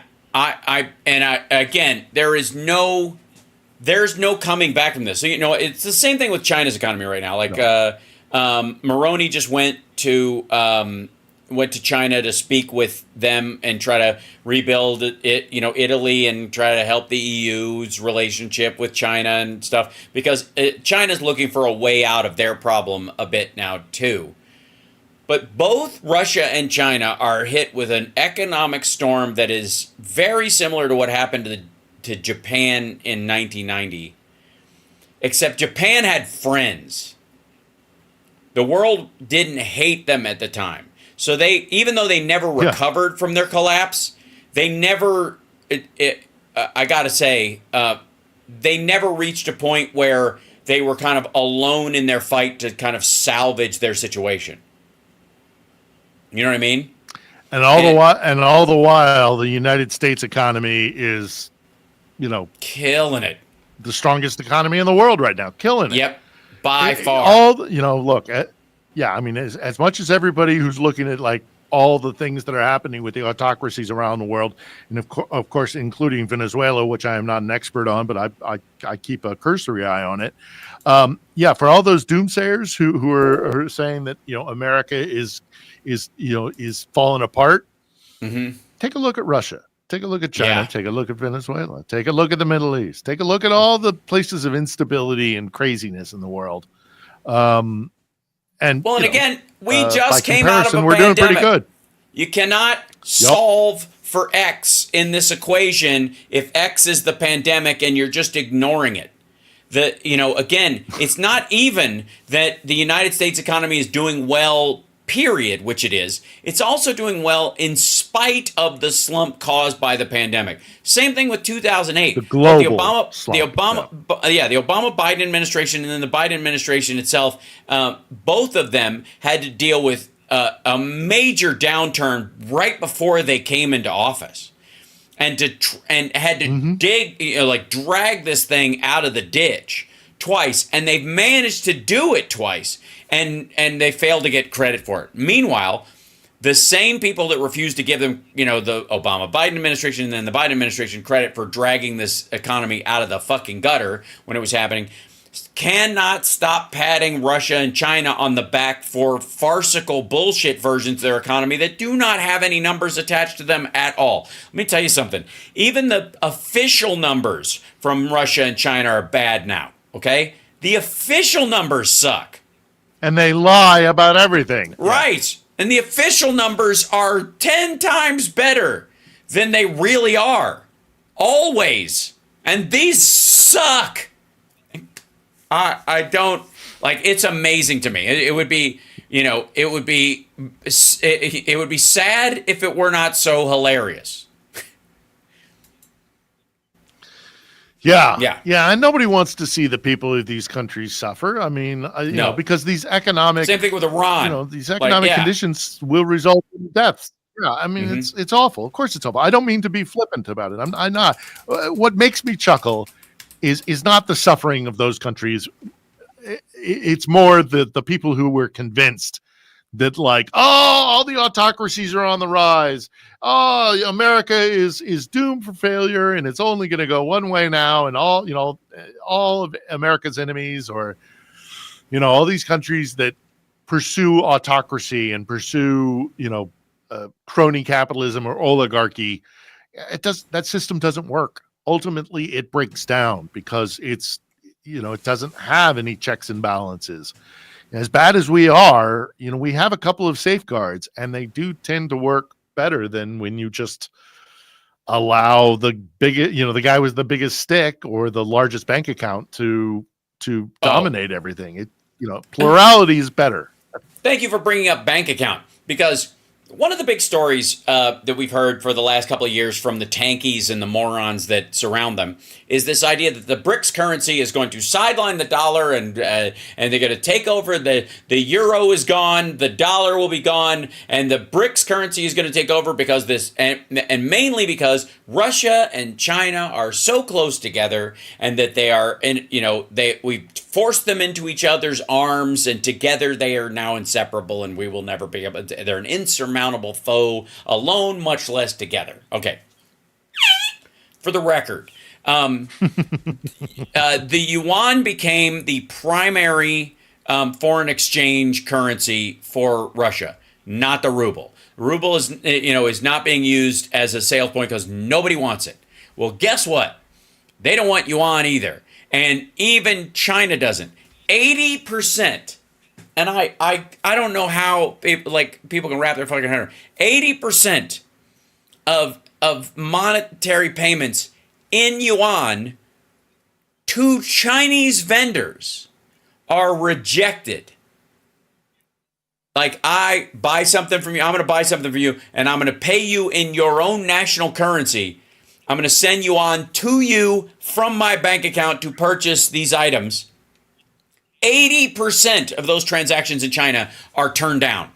You know why? Because they want more paperwork to prove that that whatever you're buying from them is not somehow being turned into military use. That the food you're buying isn't going to the military. That the electronics you're buying aren't being pilfered so you can use the chips to make drones and shit like that. That you're not hiding it. You know why? Because they need to do business with the European market and the United States, and they're trying to avoid sanctions. So 80% of the only foreign currency that Russia can use right now are being rejected because they cannot prove they're not using it for the military.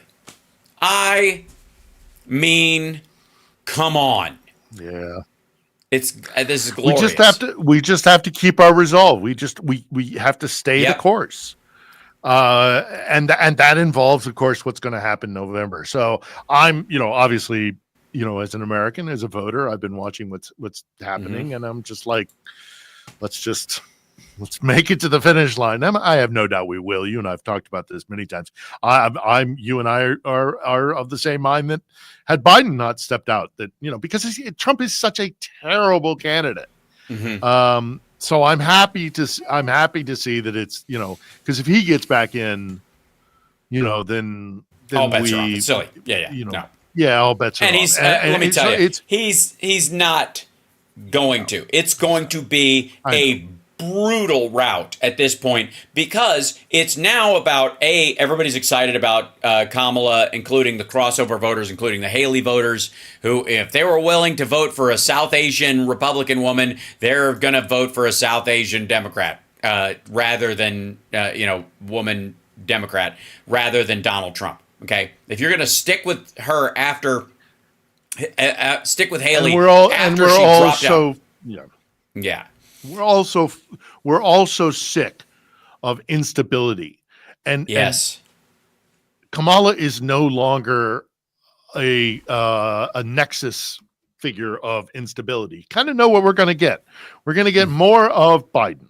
We're going to get, with their own flavor, obviously, but it's not going to be, if Trump gets back in, then the tenuous grasp on stability that the globe, much less America, is holding on to, goes down the pisser. And I think your average voter is going to kind of know that, aside from all these other factors, aside from the excitement, aside from, Trump he's a whirling dervish. It's madness. And aren't we all sick of that? And I think we are. I think Republicans are as well. And that's why this weird thing is, I think, taking such foundation. It's finding such traction, because we're sick of all the kind of crazy. We're sick of the weird. We're sick of letting sick of white knuckling our government. Right, and sick of like writing this out, like fuck. Because every morning waking up and going, I don't want to open my phone. What the? Thank you so much. So look, let's just make it to November. We make it to November. We get this maniac in our rearview mirror. We get this puppet for Putin in our rearview mirror. And then let's win the war here in some sort of fashion, whether it's a military victory or a negotiated settlement. I would not like to see Donbass go. I do not want to see Mariupol in particular thrown under the bus. They suffered enough, and it's sad to think that they would live under Russian occupation. I would like to see Mariupol liberated. But even if that doesn't happen, with all the insecurities and the difficulties and the chaos, once we get past November, we can set a clear path for what we do here in Ukraine. I'm not even going to start down the road with Gaza, because my focus as a single issue voter is resolving this conflict, and we can do it if we can get Trump in our rearview mirror. It's imminently possible. Some sort of negotiated peace, or indeed a military victory, because look, I mean, the F-16 is here. That's just been announced within the last couple of hours today. It is official. The planes are here. The F-16 is here. There were a couple leaks of, like, there was a shot of a plane overhead that had the silhouette, and everybody's like, oh my God. Well, the government has now come, and America, both I think it was state or DOD came out and said, yep, they're there. So the planes are here. How they utilize them, I'm not sure. We had a massive attack yesterday, and it is suspected that they may have played a part in the defense of Kiev. We were, it's one of the largest attacks we've had since the full-scale invasion. Right. And it was knocked out of the air, and air defense is being attributed, but F-16 could have been involved in that.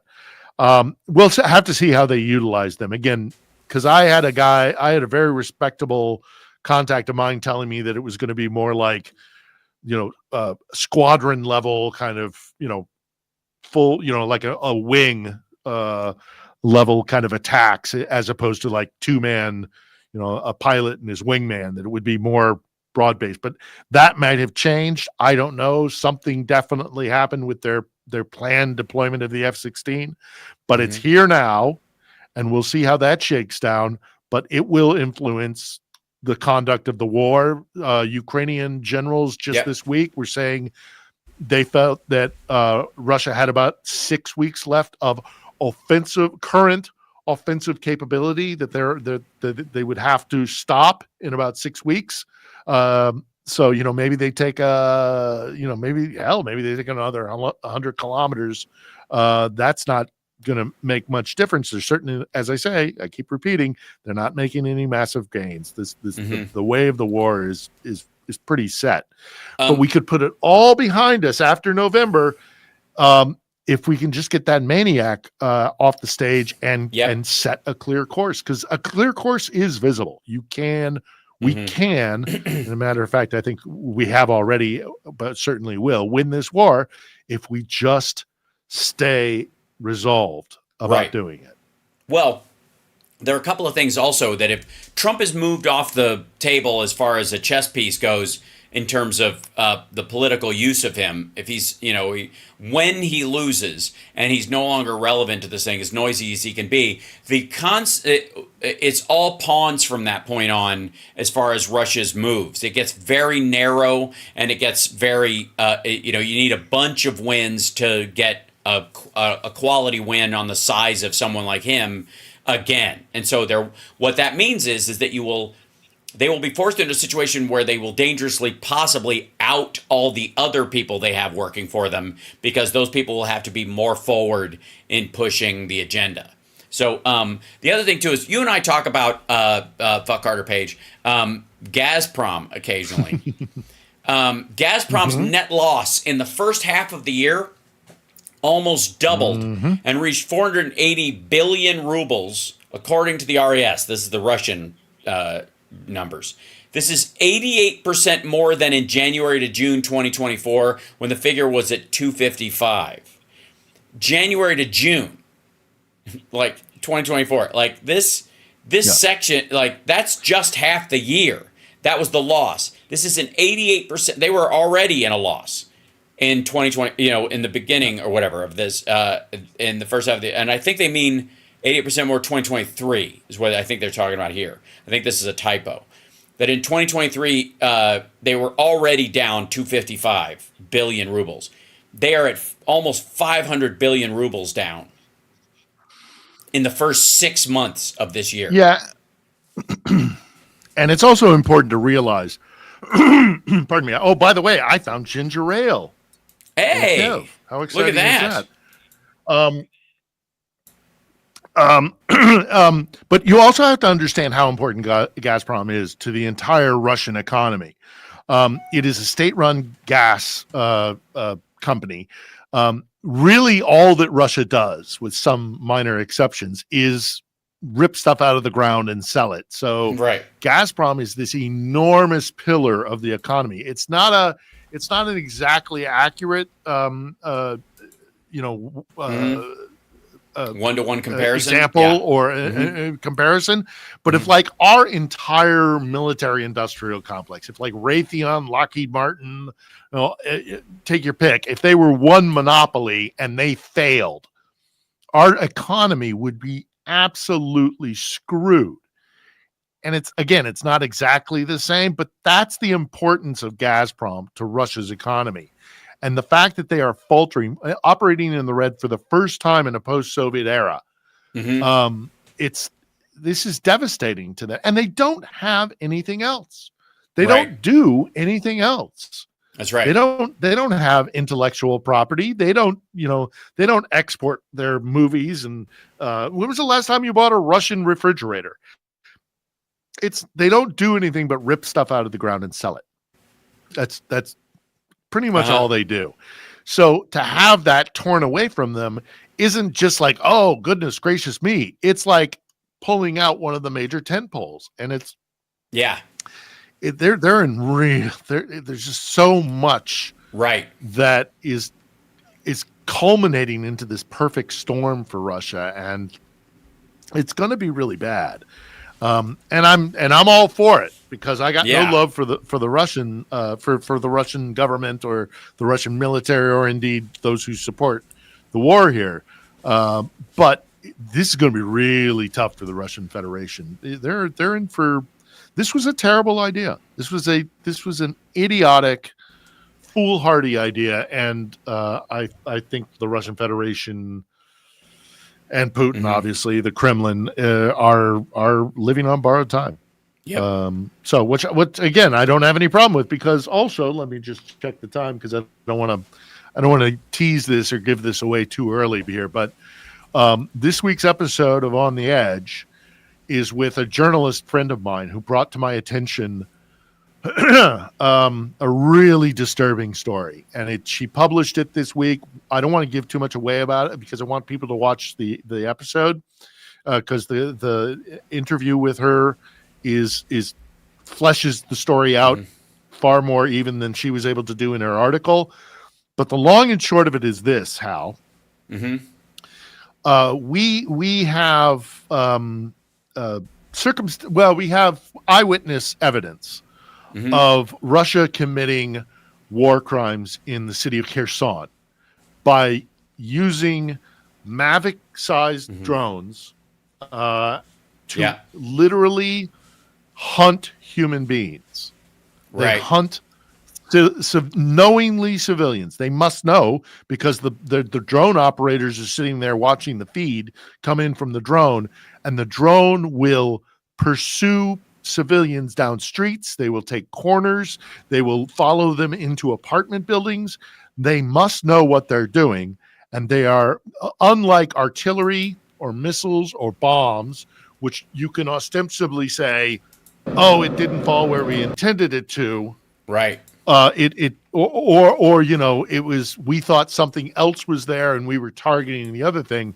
This is drone operators visually being able to verify these are civilians and still hunting them down like animals and killing them, pursuing them. Think of the sadist, the psychopathic kind of mentality to play with a drone like a cat and mouse game with a human life, chasing them down streets. Knowing they are civilians. The city hover under trees, knowing full well that they are civilians. This is a war crime. It is documentable. It is provable, and we need to put this in a big spotlight. And I'm hoping that by bringing her on the Edge, aside from her own work, which is admirable, but bringing her on the Edge will help build up that profile. So I urge everybody to watch this Sunday, and then if it affects you as deeply as I think it will, because this is a reason why we need to resist Russia.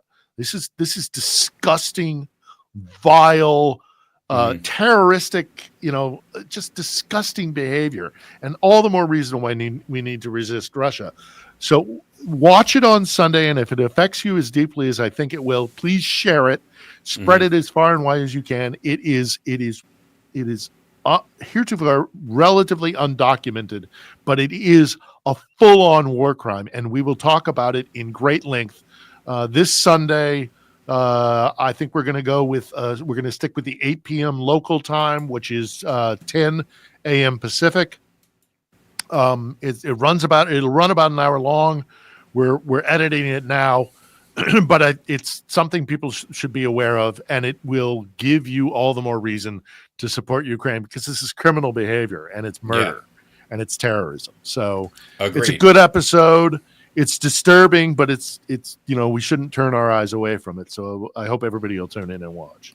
It's really terrible. And Kherson's such a lovely city, such a beautiful city. It's so pretty.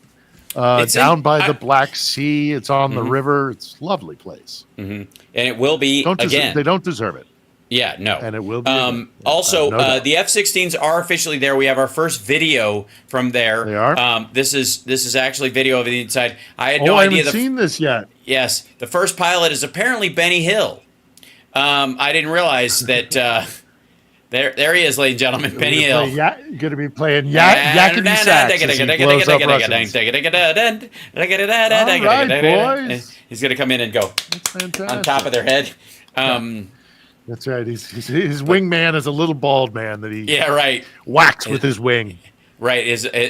Ding, ding, ding, ding, ding. Anyways, that's a great. Is that a photograph or video? It's a video. That was video because he was putting up his finger. Yep. Yeah. No, they're here. They're here, and they might have. And look, they might have had something to do with last night's air defense. Right. Because it was an intense attack. I mean, that was something. Also, one of our favorite.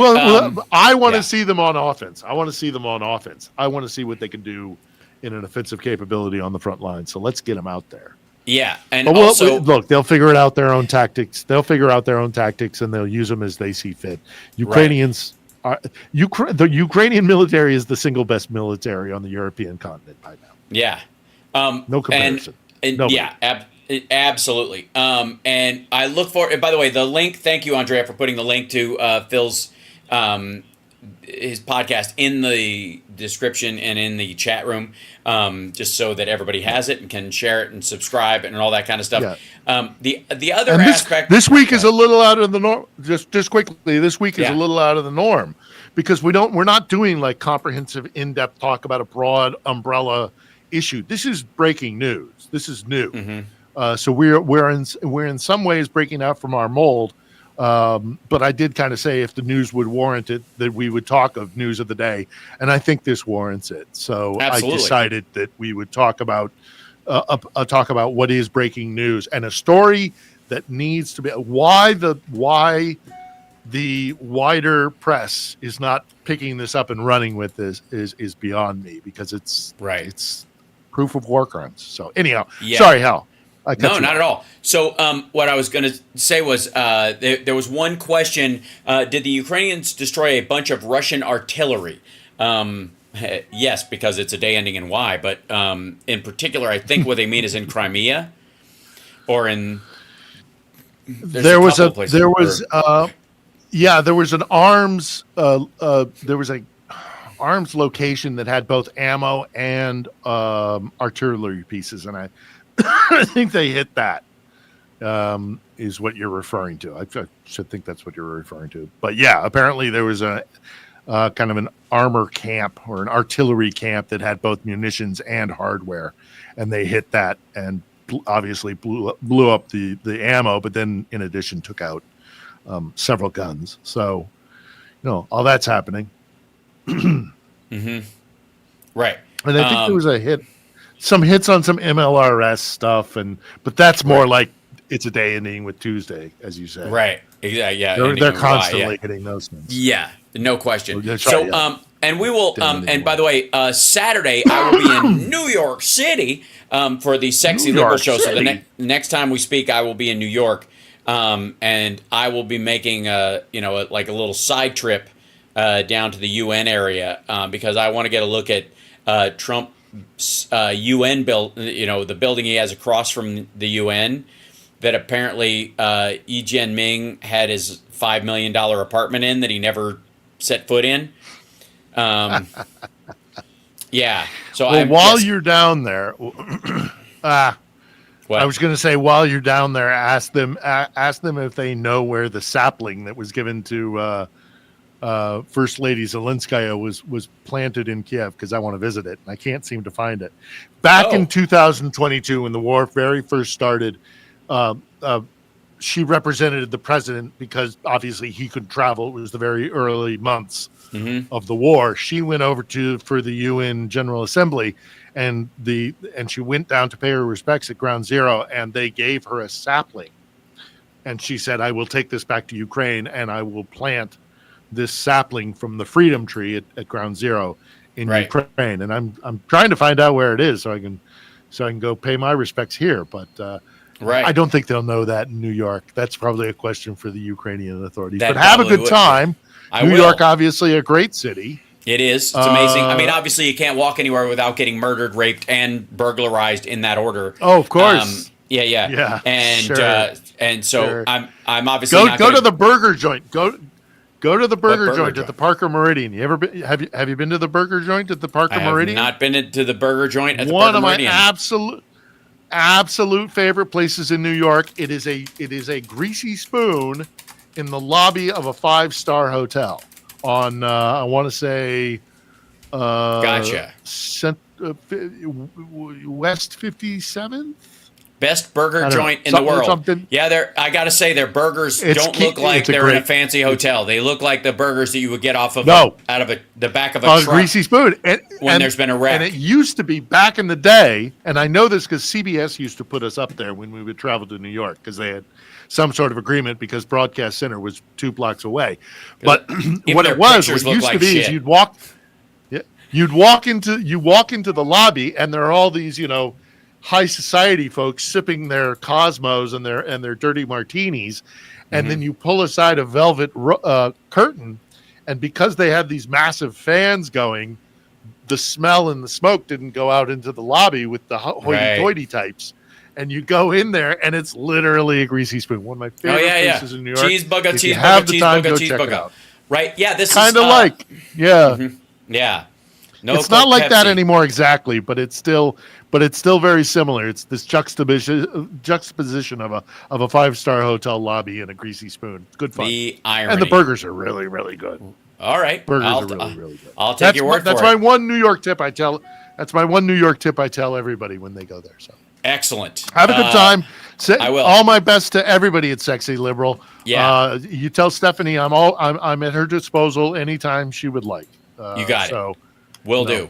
Have a good one. Well, thank you, brother. I'll see you on Saturday. Cheers. Yes, you will. All right, buddy. Take care now. Thank you. All right, there he goes. Ladies and gentlemen, PHILLIP ITTNER. Real quick, on a piece of side good news, if I can, right before we go, Maya Rudolph will be playing Kamala for the rest of the election cycle, through. And by the way, I would say probably going forward, I'm just saying she deserves a gig for the next 4 years as well. I mean, if you're on the fence at all, vote Maya. Honestly, vote so that she has a gig for the next 4 years, because I got to tell you, she's a genius. She's super goddamn funny. She annoys all the shitty comics who think women can't be funny, which I love when those people grind their teeth in their sleep, and she's one of the ones that really makes them do it. Her, Kristen Wiig, and a myriad of others, and Melissa McCarthy and stuff. Just genius, funny women. In the meantime, if you need another reason to vote for Kamala, right, would be it. Yeah. Mandy Patinkin, part of the Deadheads for Harris Zoom call. Check it out. Oh, that's great.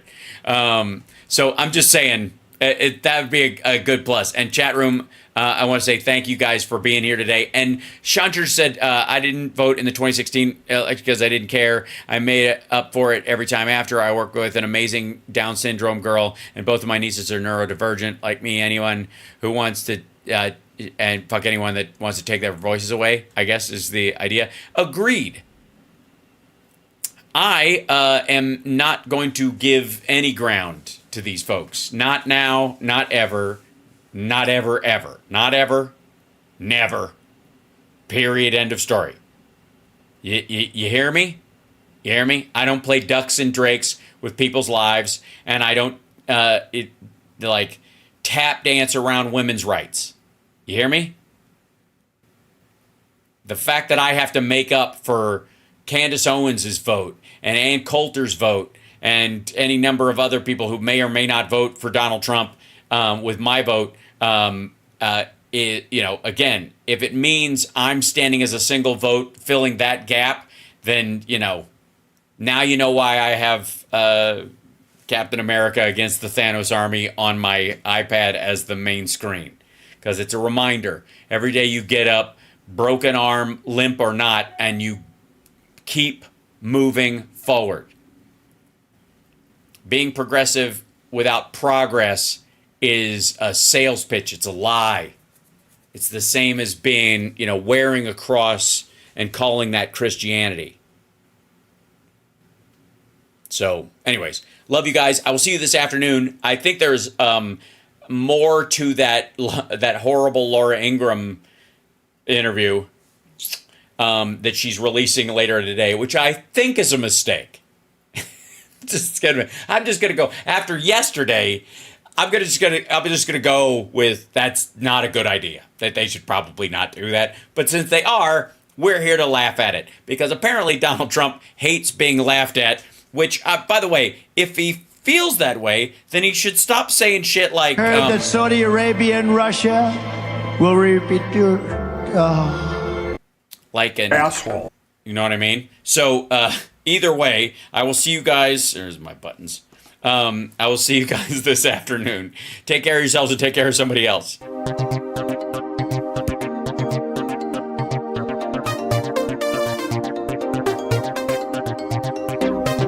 Thanks for the super chat, you guys. Thanks for the support. Love you guys. Hit that like on your way out. Let people know the show was here. We're doing everything we can to blow the show up. Let's do it. Subscribe.